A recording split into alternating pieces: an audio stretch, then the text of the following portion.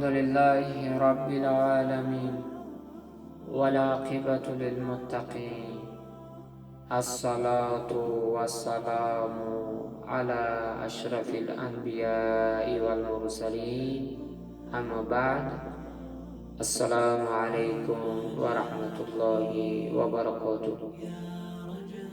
عزیزان دل، امروزم که باشد بحر شما یک احادیثی رو که اطراف دعا کردن است از مادر مؤمنان سلمه رضی الله عنها روایت میکند و سمع شما میرساند.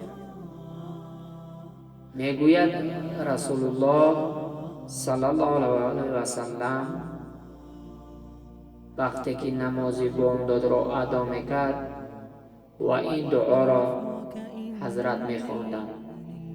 دعا چنین است: اللهم اینی اسألک علما نافعا و رزقا طیبا و عملا متقبلا.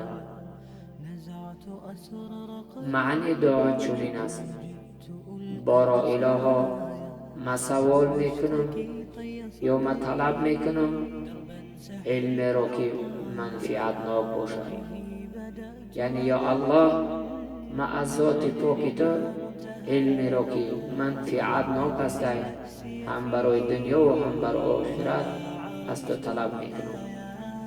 و رزقا طیبا، و دویم چیزی که رسول الله طلب کرد چی بود؟ رزقی که طیب، یعنی رزق پاک. یا الله ما از تو رزق پاک طلب میکنم، رزقی که پاک باشد، رزقی که حلال باشد.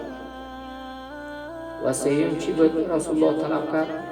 و عملا متقبلا، عمل رو الله به من نصیب گردان که او به درگاه قبول شود.